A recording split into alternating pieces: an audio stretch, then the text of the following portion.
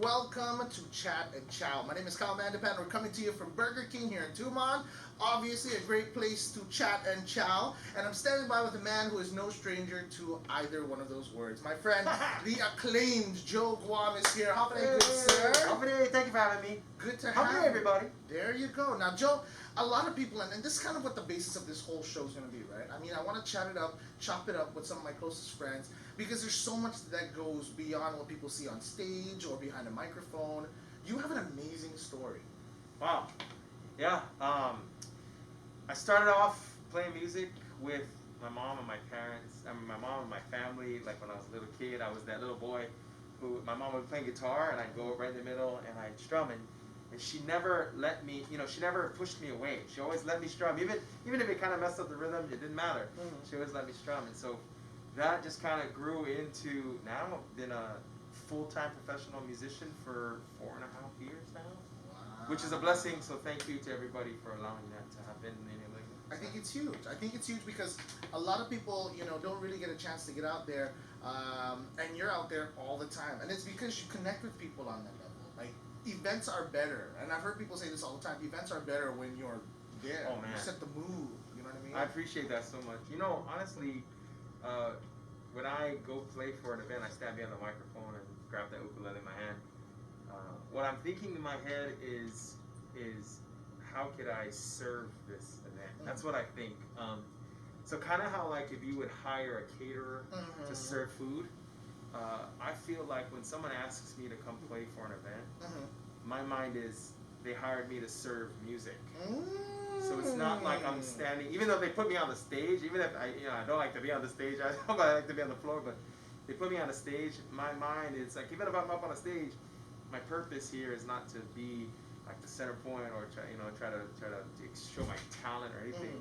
It's really just like you hire a caterer to serve food. They asked me to come and serve music. So that's kind of how I feel about events. So just to be there is a blessing, and thank you to everybody for allowing me to be there. There you go. No health certificate needed either for what he's serving. It's a good thing. That's right. Now, let's go back to the beginning. I mean, you talk about your mom and your dad kind of starting you off musically, and then you make a move. You were not on Guam for a while, right? You took a little break. I wasn't. So I grew up playing music, backyard barbecue, right? That's why 4 chords, right? Stir it up, that kind of stuff, 3 chords, and that's how kind of we all started, just playing around, And then when I graduated high school, I was fortunate enough to be able to go off to the mainland for college, and that's when, like a little after I graduated high school, someone saw me playing the ukulele at the dormitory, one of the deans. And she was like, "Hey, can we hire you? We're having a little bit of a little potluck luau thing." And I was like, "Can we hire you?" And I was like, "Sure." And she's like, "Okay." So I got paid $50 to play for a half an hour. First gig ever. And since then, it was just gigs here and there. So that was 20. So talk about rhythm. You're playing music. You're in college. You're doing your thing. You end up on YouTube. Oh. Tell me about that, because honestly, I'm gonna say it. He was one of the first Chamorro people I've ever seen like blow up all over the place on the YouTube. It's true. That's funny. Okay, so backstory. I used to work for Southwest Airlines, which is in a couple of different cities, and the position I was in, you get assigned to a flight. And when you get assigned to a flight, you have to do a whole bunch of load planning, allowable takeoff gross calculations, a whole bunch of airline talk in there, right? And you got to do all this preparation before the flight comes. And when the flight comes, you work it. That 30 minutes, you get the people on, and then you push the plane back. The flight takes off, and then you're done, and then you move on to your next flight.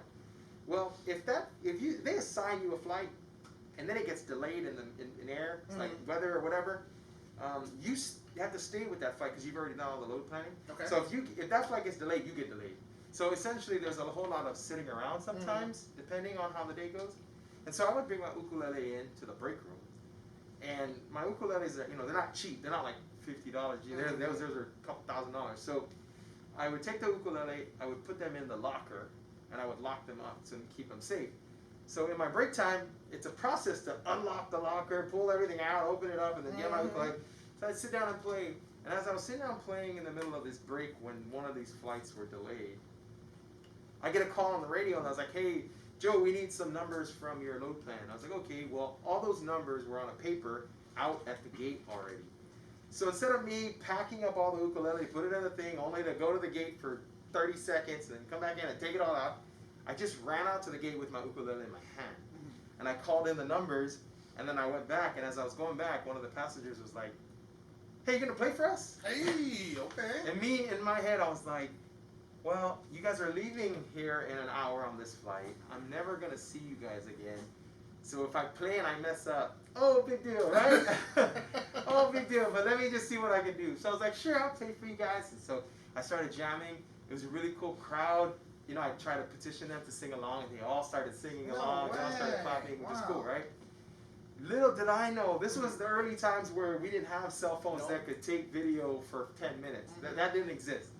So this guy had an over-the-shoulder camcorder. So he's filming, and then my name tag at the time, because my nickname was Joe Guam from my friends in the States, my name tag said Joe Guam. So as he was boarding, he saw my name tag. He didn't even talk to him. He was just like, hey, great singing, man. I was like, hey, thank you so much. And he goes in. The next day, a friend of mine was like, hey, I saw your video on YouTube. And I was like, what? What are you video to? He's like, yeah, dude, you're on YouTube. I was like, what do you mean? He's like, we just saw it. I go running in, pull out my laptop, because you couldn't do YouTube on the phone at that time. You couldn't do anything on the phone at that time. Type it in, look it up, try to find Joe Guam. Sure enough, he put Joe Guam on Southwest So this is Airlines. the big one. This for me is huge because it's so hard, right? I mean, a lot of musicians are so amazing, but a lot of the time we got to keep, several jobs, if not even just one, plus the musicianship. You have somehow, led the way, and I'm seeing a lot more people kind of get behind their talent this way, and I think it's on multiple levels. This guy right here, Joe Guam, you do music full time now. Yeah. And like I said, on multiple levels, because number one, to me, it says Joe Guam knows that he's got a beautiful talent and a product and something that we can all benefit from. And number two, it means you believe in yourself enough to get out there and to bet on yourself. And I think that's one of the biggest lessons that a lot of folks are kind of grabbing from that. Isn't that, oh, I should go gig, oh, I should gig and get money and this and this and this. I think that here on Guam, I feel like we don't always believe in ourselves. We're always with that, oh, we're just on Guam mentality. You know what I mean? But here you are stepping in and now kind of investing in yourself. Your family's behind you. Jackie and the babies are always behind you, always there with you. How did you, what was that jump like? What was that leap like for you to just go, you know what, I'm going to clock out and I'm going to stay clocked out and I'm going to start working for myself? So I did give up the job as the director of project management, that kind of stuff. So what was making money? Okay, be real here. I gave up a job that had a high responsibility. Let's talk about it, right? So it's a role that had a lot of responsibility. And the reason I gave it up is because, again, going back to this theme of serving the event, okay?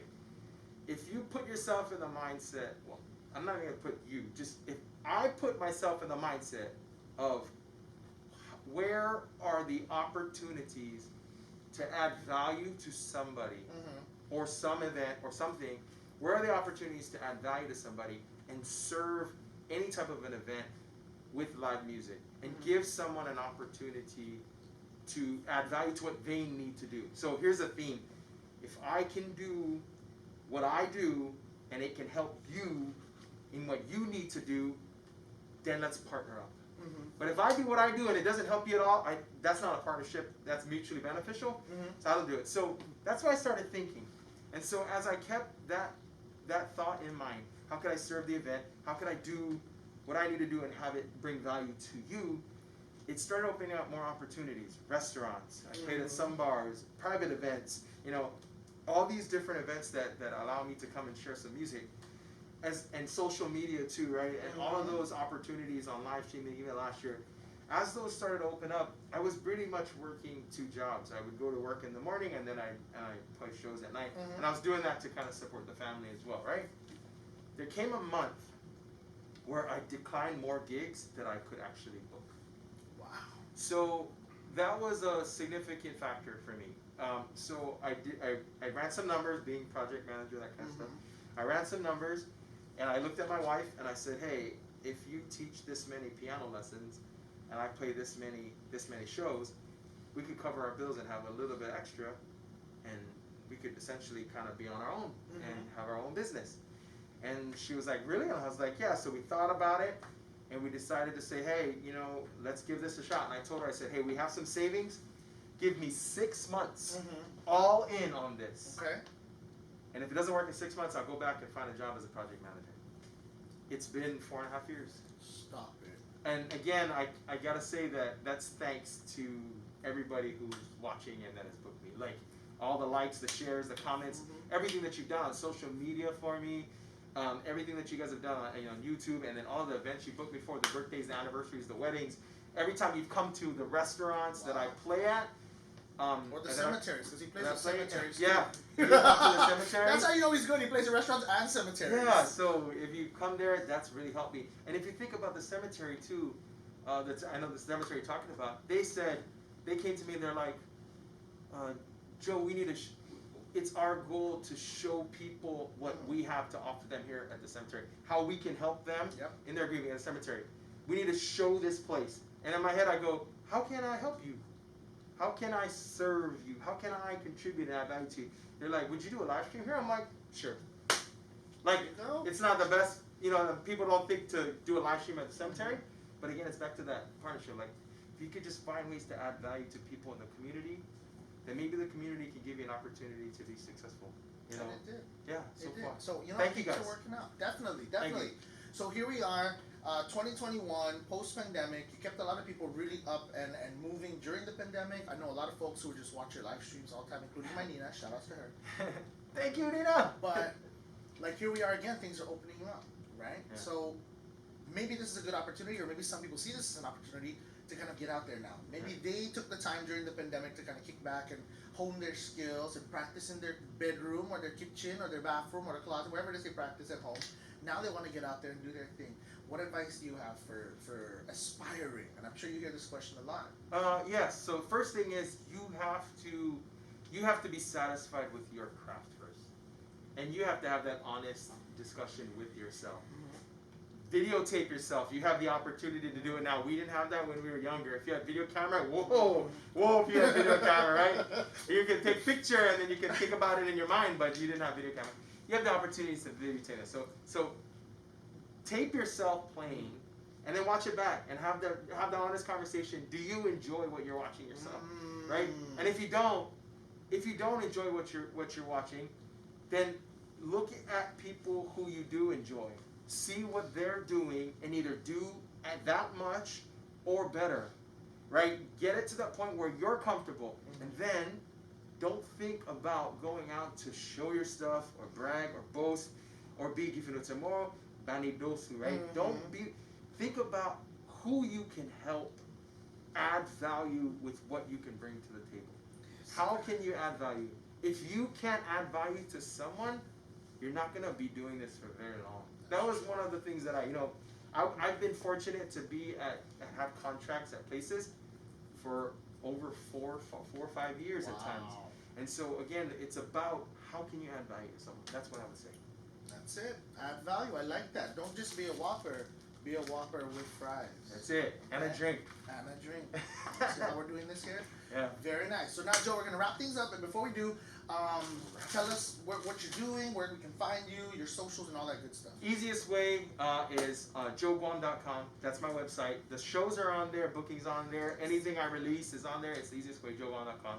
But if you're on Instagram, it's at Joe Guam. The schedule's there. If you're on Facebook, it's there. If you're on YouTube, all the schedule's there as well. And please note that if it says private event, you don't just show up, okay? At Lawling's birthday party, don't go there if it says private event. Sorry. All the other stuff you can come to, but not at Lawling's birthday party. Or book me for your private event. There I'll you be happy go. to come help you. I love it, brother. Hey, thank you so much. Thank you. I want to say thank you to this guy. He's been a big help in helping me move in the music as well. So thanks, my brother. Stop it. Thank you so much. And thanks for being the first guest here. Chat and Chow, wrapping things up for you here at Burger King. Lord knows where we'll be chatting and chowing next. But until then, thank you so much. And keep following us on all of our social media platforms and stay updated with some of the stuff that we've got cooking up for you. Until next time, wash.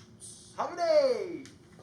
You guys really want to sing a song with me? Yeah! Alright, here goes. Day after day, I'm more confused. I know you know that song, come on. Yeah, I look for the light and look for the rain.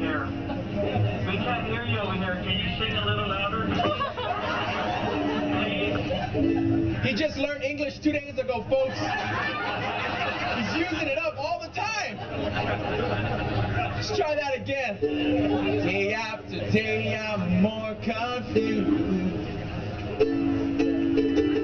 Yeah, I look for the light in the pouring rain. No, that's the game that I hate to lose. But I'm feeling the strain. Ain't it a shame? Hey, give me the beat, boys.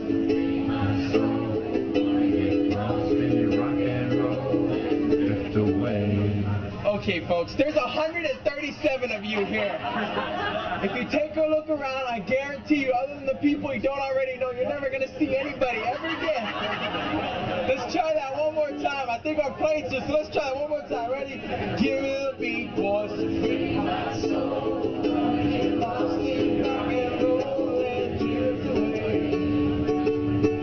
Give me the beat, boys. Free my soul. Wanna get lost in rock and roll and drift away. Won't you take me away? Yeah.